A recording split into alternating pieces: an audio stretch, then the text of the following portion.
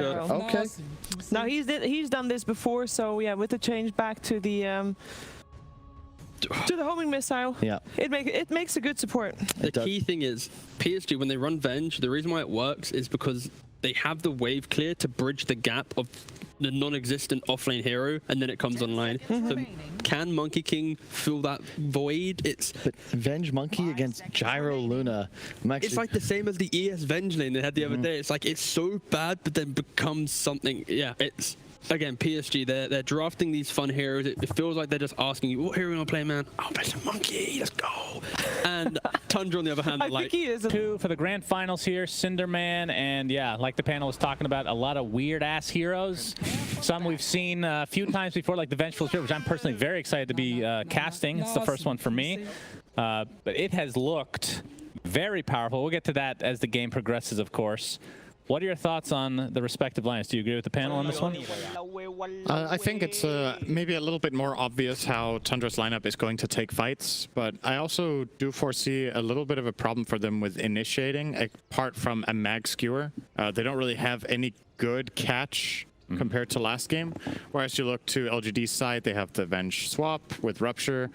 They have the Bane that can catch heroes around on the map.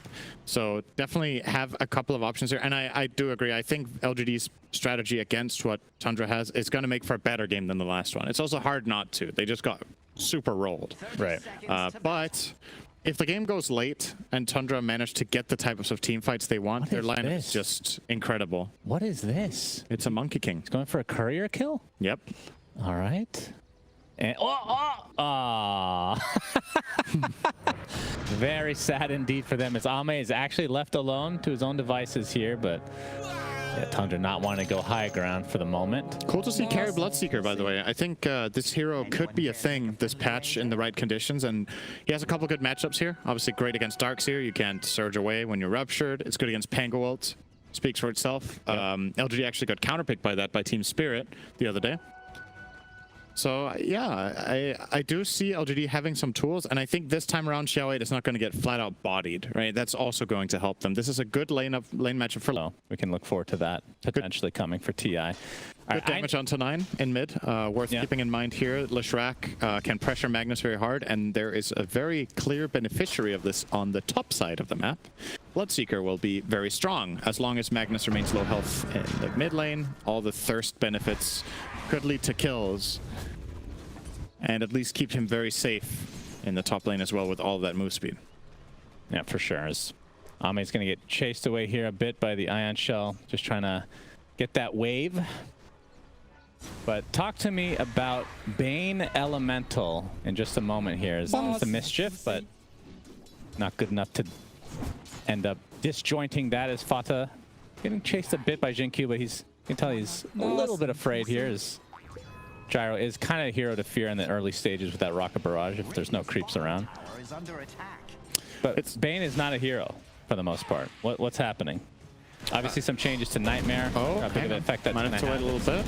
Yeah. Okay, homing missile actually connects with the Rocket Barrage that we're talking about. Mischief keeps him off just a little bit longer, but Fata ends up netting himself first blood. I feel like this is some sort of camera production meta. Like, yeah. Every time they show Fata on camera, I'm just like, what? You know, the suspense. You never know what's going to happen. All right. That's the beauty of it. I was actually wondering about this first blood, if how much they mind, right? Like, obviously it's set up here for Skeeter to get it on this next attack. Fata's moving away, but then the Mischief, and he goes in and ensures that they get it. Yeah. Okay. That calls for a toast. Wow, that's the biggest drink he's taken all tournament. Jinkyu, yeah, with the Lucent Beam and the right clicks. High five from Fata. Oh my god, the damage. Usually means death. See if there's any, oh, he's salved as well. That's so bad. Double kill for mentioned Xiao8 having a good lane, and this is exciting news for LGD, that they've really brought him into the game this time. Currently third on net worth, behind only the Bloodseeker and of course the Luna with the 2 kills in lane, and a very good advantage for Skitter here. Going 1-0-3 now. Even more of that right click damage. I think it's an underappreciated aspect of Luna, just what lane support she enables in this 2-1-2 meta. Lunar Blessing is just an incredible ability for so many off-brand supports to have. Getting a lot of value out of that. Yeah, good Blood Right. Blood Right only connects on one thanks to the swashbuckle from Snake King. He's going to get saved a bit here from Y. Looks like be able to walk away just fine, but Y might have to sacrifice his life. Yes, the Ion Shell just continue there, but there's the Brain Sap. Didn't have a tree path there. And Blood Right again connecting on 2. So yeah, now that we're talking about Y a little bit here, I mean, the lineup is really weird, right? Obviously, we've been seeing Venge off lane. Position 4, Monkey King, not the most common thing these days. We literally just saw position 2 last game. And Swash again. Good damage. To the shield crash, Ame, Nightmare, and the Blood Right to follow. Attempting to get out as the Ion Shell, not quite enough.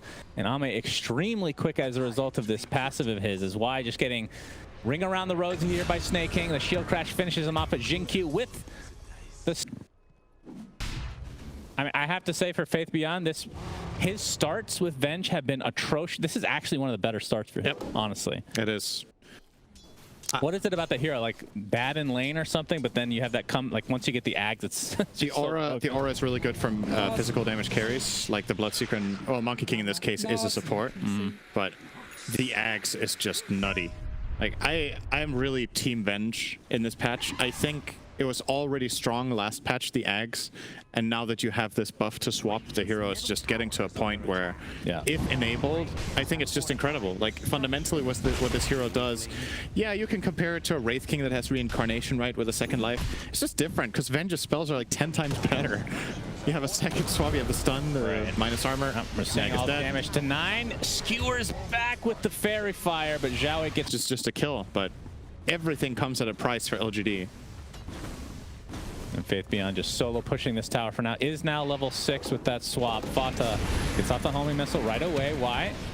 Boundless Strike from afar. Looks like Fata's the one in trouble, and PSG.LGD in numbers able to clean up the position 5 from Tundra. Did he TP down there, or was that someone else? Yeah, he TP'd. So Fata's out of play for almost as well. Gets the swap off, and yeah. Oh boy. This is looking rough for Tundra now. Yep, this is LGD doing a bit of Tundra there with the...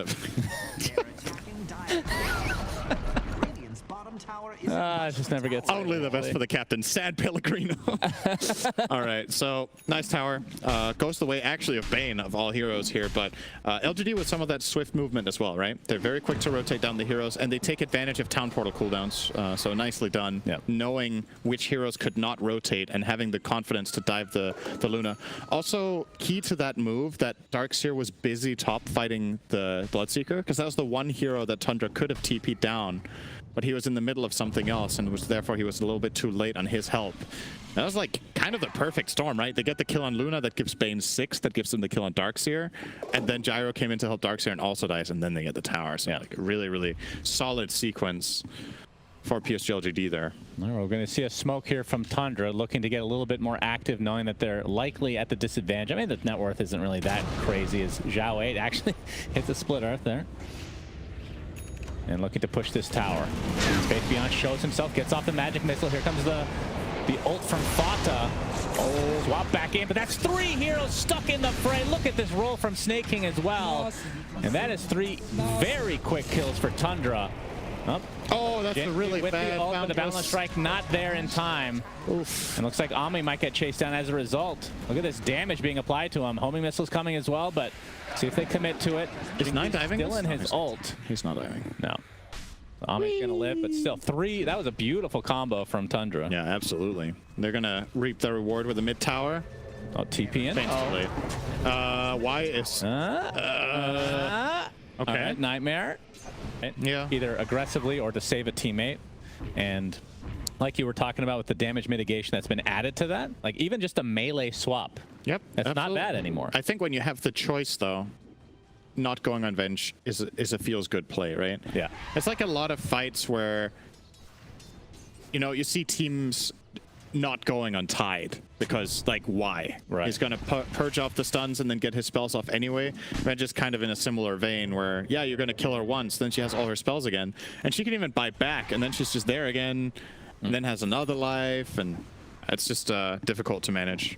Maybe if we get her a little watermelon cosmetic, it'll make a little bit more sense. It's Faith Beyond now on the run. Homing missile on its way. Jin-Q giving some vision here. Snake. Xiao is top net worth. I just wanted to point that out. He won his lane.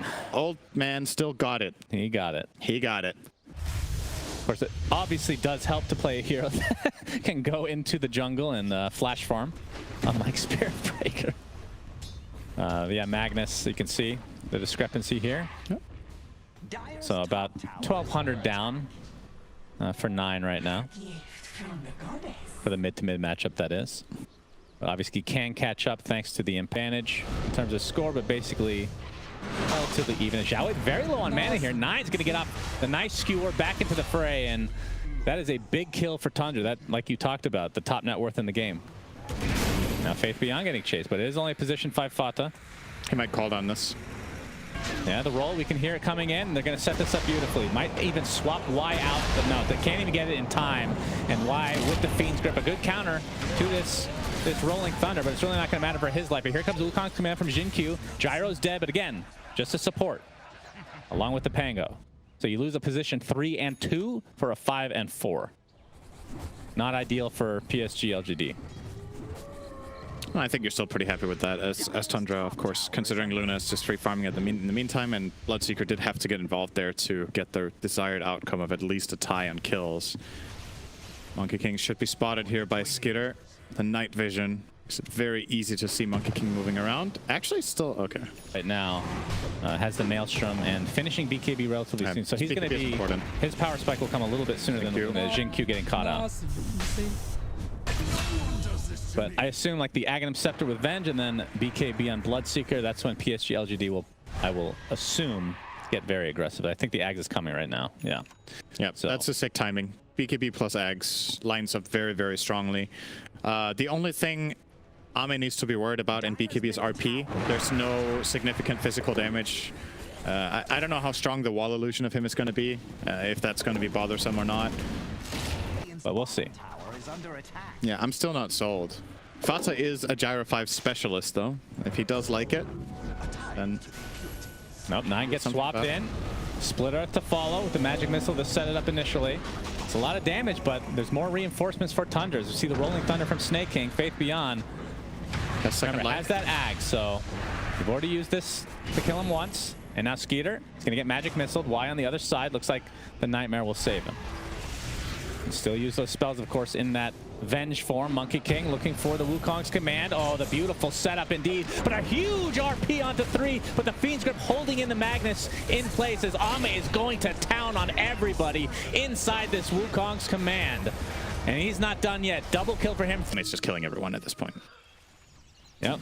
Once you get that 1 kill, you get that full HP essentially, and you can just go to town on everybody. So looking like a definite team fight win there for LGD, but again, only a 1K net worth lead. But who would you rather be in this position? Like, is this favoring this pace in general, a specific team? I think LGD are stronger for the moment, but you're still looking at a Radiant lineup that come late game is very, very dangerous. But I would be cautious with underestimating Bloodseeker late game. I think this hero has reached a point because of the addition of some of the stronger talents and just the overall feel of this game that I can see him becoming a hard carry in this game and actually just handling it. And he only really, like we talked about, needs to worry about RP in his BKB. So, yeah, working on a Mjolnir now. This Vengeful Spirit, it feels like it needs to be a ban. It is so good. I find it interesting that LGD have always opted for picking it late in the draft, right? They've picked it like 8th and 10th in almost every game. And I just think this hero has so much untapped potential. Maybe it's because they feel like it's only a 3, so they're waiting until they, you know, have secured that their other cores are in good condition. I think Core Venge can easily be played mid, personally. It has a lot of decent matchups in lane and gets a faster Axe that way. But does Xiao 8 play it? That's a good question. If you play Spirit Breaker, don't you also play Venge? Isn't it just like, it's go time, let's go boys, swap, kind of? You know, it's not like exactly the same. You get the idea, right? It's a hero that puts itself at risk to give its team the fight. Oh, the difference is not only puts it at risk, but dies. Oh, he's also dying a lot in his Spirit Break last game. That's true. but in pubs, that's not always the case, right? Yeah, and it is true. They are kind of treating this tournament like pubs, right? So, I mean, they are picking some strange things, and I'm not complaining. I have these buy back onto Fada, though, to prevent this from going any further. Yep. All right, let's watch this rocket barrage on the homing missile, everybody. Yep. It could kill Xiao8 if they're not paying attention for 5 seconds straight. All right, here it comes. Rocket barrage. There it is. There it is. Bop, bop, bop, bop, bop. All right. Wow. Not great there. That was a bonus 100 damage. Yep. 1,400. Or 14. Well spent. We'll see. We'll see. That's a small sample size, Cinderin. Yep, that is true. Don't judge a book by its cover. Judge it after you've read it, and you can tell it was not worth 1,400 gold. That's right, but we've only read the first chapter. That is true. It was a very bad chapter. Prevents the vacuum into RP combination that they were looking for. Oh, we have another fight. This is not a highlight, in fact. Swap back onto the left. You can see the damage mitigation coming through as well. And now Faith Beyond. Life number 1. Oh, we missed the stun barely. All right. Good swap again. Yep, swap. Nice load. Clutch. Cancel it out, essentially. I believe that Snake King gets damage reduction as a result of that as well. Not sure they'll be able to get off the Faith Beyond illusion. Yeah, they will. Finally. Oh. They do have some tools for sure. Like, Gyro, I think, is especially good at killing off these illusions. Yeah. I mean, what is the play? Like, initiating with that just means they're going to use one of those spells. Maybe you're doing that purposefully to just, you know, cancel it out or something. Or do you think waiting to use your roll in a lot of cases is better? I think his item build is the solution here. He's going Lotus plus Lincolns, and that is very expensive. But with the way Pango works, you can actually farm these items up. Could argue you could have gone Lincolns first, but there's still other problems then. There's so many single target spells, like even something like Enfeeble, just getting rid of it, right? But having Lotus plus Lincolns, you go in, it's kind of intimidating. The enemy team has to kind of think twice before they cast their spells. It gets a bit confusing, so maybe that way he can get off a Rolling Thunder. Yeah, Manta now on Faith Beyond. Yeah, so he's starting to transition to kind of a, I mean, actually, last time he did this, he went Ags, Manta, and then he went Octarine, or attempted to. He went Aetherlands at the very least. This time he's eyeing a Butterfly. Yeah. So transitioning into a true core as very well. Very interesting. A little funny detail with this Manta, I think he did that the other day when he played it. He uses it to swap himself out of trouble. He puts the Manta, goes into the fight, and then he can swap his own illusion back in, get damage mitigation, and then go from there. Obviously, there's a little bit of benefit to the Manta here. Just pushing out waves is always going to be a thing. You can maybe, if you're clutch, Manta dodge something really key here, like RP, dodge a missile. But it's not like the best Manta game ever, where it's like, oh, they have an Orchid and you know, maybe some the horn toss onto the illusion. Can also use it for this. Yeah, they see him though, or they know. Yeah. It's so crucial for Tundra right now to get RP off. That was the first team fight that they didn't really get it. And that it just makes all the difference. So you see they're trying to poke into Ame here, but Y with really good positioning sitting off on the right is making 9 hesitate. And honestly, him going on the Lesh there, it's a little bit disconnected or maybe too ambitious, right? Maybe the idea is, okay, you guys are going to go on the Bloodseeker. I'm going to skewer a Lesh into him and then we RP. Right. But the positioning of LGD's heroes, they're spread pretty thin. They have a very good defensive position there with the Bane as well to save any in case of any problems. It just makes things very, very easy for them. And honestly, where did all this Monkey King farm come from?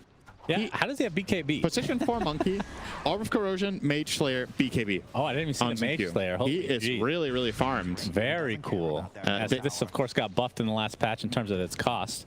Venge game, though. Like, why couldn't you theoretically pick this in the first phase? That's what I'm thinking, right? He's had such bad games, like, to start, and he still has enormous impact once he gets the literal first item Ags. I mean, when I read the changelog for this hero, I was like, I can foresee this hero becoming a first phase hero suddenly. And it might get to that point in this tournament. I don't know if it will. But yeah, I'm with you. I think you can first face this hero. Like, it's just that good. Oh, Zinq. Yeah, the Wukong's command, a nice boundless strike onto 2. Nobody's really in the vicinity, though. 9 gets forced out his BKB, and that's probably good enough. Oh, horn toss to skewer back onto Ame, into the RP as well. Do they have enough damage to take him out? Finally, Satanic. Yep, keeping him a little bit longer, but not long enough thanks to that normal punch. Snake King in the roll-up right now. Gets his ult off, gonna connect onto Xiao8. This will be a pretty big kill, but the Fiend's Grip gonna finish off Snake King with style. And PSG.LGD still doing just fine despite now. Take that back, a big vacuum with the balance. But the distance is just way too big. I like this attempt from Xingqiu, but like you said, there's no teammates nearby. He forces max BKB. You might consider that a pretty good trade-off, but this is really heads up from 9. Immediately sees the opportunity. They're going for the rupture on Pango here to prevent the Rolling Thunder, and he pays big time for it. Ame with a mistake here. Almost survived with the Satanic. If he got that kill. Yeah. He's who knows? HP basically. Because then they might have gotten range for a swap. Yeah. But yeah. Nicely done Fiend's here. grip onto Snake King, but then it collapsed upon PSG.LGD here. So just a little bit of misstep. I mean, if it was a non-farmed Monkey King, that ult would have been more than fine, I think, right? But you actually have a lot of value with it now. He's such a high level. Yeah. Trading it off for a BKB isn't the worst case scenario in a lot of these games. Oh, he's going to crystal this. All right. All right. Monkey King wants to kill. Why not? Oh, we got the shard on Faith Beyond now. Wave of Terror steals 20% of hero base damage and base armor, granting it to Venge. Remember, it says steals, so they lose it too, right? Yeah. Who has really high base damage in this game? Luna's 200. So that's 50 for Venge. That's the biggest one by far. If he hits... Wait, how much can he get from this? Does he get 20% of each hero it hits? Yeah. That's nutty. You're just realizing this. I mean, I've only seen it a couple times. It hasn't really looked that good, but in a lot of... Offer up to the mag can get swapped immediately, mid-skewer. And here we go. They weren't ready for that one. The Monkey King, though, gets skewered all the way back, but a big boundless strike. Flesh is not going to be able to hit his stun. Wukong's command comes out, and it looks like PSG.LGD is more than happy to fight right here, but they're going to lose Xingqiu to start things out. Faith Beyond, being stunned by the Lucent Beam, needs to reposition here. It's still a 4v3 in favor of LGD. And again, even if Faith Beyond dies, he can still continue on. You can see, oh, the backdoor protection pops it out. Diabolic, he's 25. Too strong. Oh, you're right. He just hit 25 as well. But there, okay, we have There's the swap. back. The big swap from Faith Beyond. Will it be enough to save Zhao 8? He's in the tree line right now. Going to try to turn around to Skeeter, and the right clicks are enough for Ame. And Snake King looks to be next on the list. Gets in his roll-up form, which means he's just going to go back to base thanks to the right clicks from Ame himself. A normal punch. Do they have enough damage to actually take out Ame? They're doing a good job of controlling him. Now Faith Beyond now. We got the Satanic, so Ame is relatively healthy now. Getting swapped out yet again and just going to scurry back to base. And they are successful in getting that melee racks. That was a good defense from Tundra. They were 3v5. That's really not bad at all. Normal punch onto Illusion. Now it's kind of bad. All right. Yeah. 9 takes the tumble. That's truly unfortunate. Sometimes you just forget that hero is not ever dead. Tundra kind of forgot about the blessing. Yeah. A little bit. And the Venge. Well, it's a hold. It's still not looking great for Tundra, especially considering that was a dieback for 9 after he died there in the end. No, but Eon disactivated. Snake King wants to go back in. They have to be pretty careful here. Nope, double kill for Zhao 8. As now Skeeter looks to be next on the list. Yule's Zhao 8 sets it up. Wukong's command, and this is likely the end of game number 2. If they're able to push this any further. At least it'll be extremely difficult for the Tundra to come back in this game. The only other time I've seen Y use this line was when the game was over. So that's true. He said that literally when they won. So I mean, they kind of have one. Roche number 2 might just seal it. It's telling for what he thinks about this game right now. All right, somebody was standing in the door. Don't confuse the players. Don't distract them. This is an important series. They are down 1-0. I need to concentrate. Maybe not concentrate that much right now, as they're 5-on-2, but it has been a very high-intensity game in many ways. And LGD with seemingly an unbeatable strategy with Venge. when all looks grim. I don't think they've lost with it, have they? I haven't seen them lose yet, but maybe there is one. Yeah, I haven't seen lost either. I haven't seen loss yet from them. All right, that's a second Rax, and Lost is a TV show. You would know that. You watch everything. No, that was a long time ago, Cinder. Okay. I'm surprised that you even know that, actually. You're very uncultured when it comes to degenerate activities like watching TV. Yeah, that is only for 2. On this here that I thought was completely irrelevant. But LGD as a whole have just looked really, really good here. As we're, oh, no, Ame had less than 30 HP. 5 HP there.